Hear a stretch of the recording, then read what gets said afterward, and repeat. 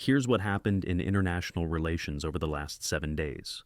In Australia, a Chinese national has become the third person charged under foreign interference laws, accused of spying on a Buddhist group in Canberra, sparking diplomatic sensitivity between China and Australia.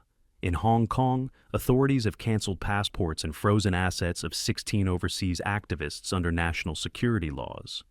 The crackdown further intensifies China's control over dissent beyond its borders.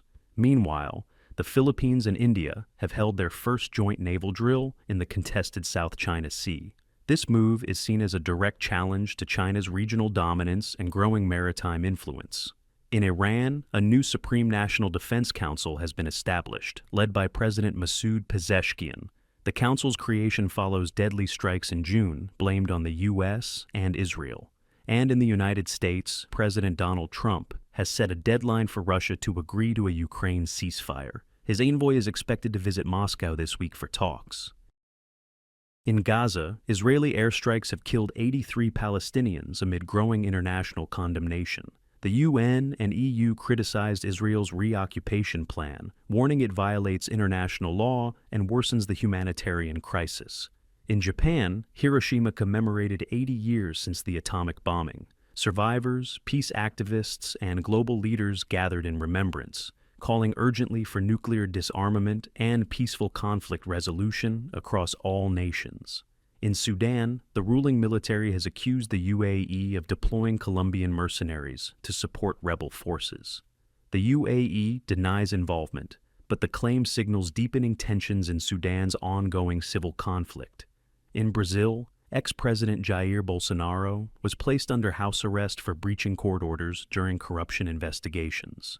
The Supreme Court emphasized that Bolsonaro's actions endangered public trust in the justice system. In Haiti, a gang kidnapped an Irish aid worker from an orphanage, along with women and children. Negotiations are ongoing, but concerns rise over safety amid Haiti's worsening lawlessness. The U.S. Congress is actively debating an emergency aid package for Taiwan. This comes after China escalated naval activity in the Taiwan Strait, raising serious security concerns in the Indo-Pacific region. Ukrainian President Zelensky visited front lines near Kharkiv today. He praised the military for repelling a new Russian offensive and urged NATO members to expedite promised air defense shipments. Tensions are rising in Israel's cabinet over a proposed normalization deal with Saudi Arabia.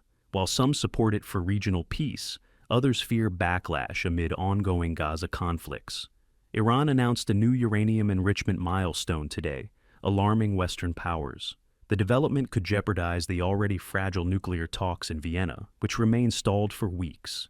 President Erdogan accused Greece of repeated airspace violations. Greece has denied the allegations and called for European Union intervention, raising tensions between the two longtime NATO allies once again. U.S. President Donald Trump and Russian President Vladimir Putin are set to meet in Alaska on August 15th. Aiming to discuss a potential peace deal to resolve the Ukraine conflict.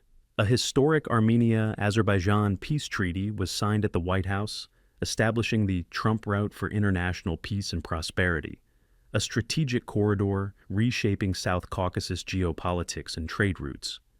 Recent U.S. trade actions, including tariffs on India and Taiwan, have indirectly benefited China's influence, strengthening Beijing's position in global markets and deepening its leverage in Asia-Pacific affairs.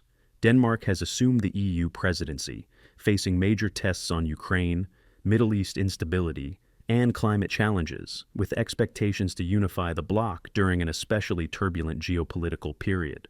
Prime Minister Narendra Modi will visit China later this month for the SCO summit, where discussions on terrorism, Russia oil trade, and regional tensions with Pakistan are anticipated.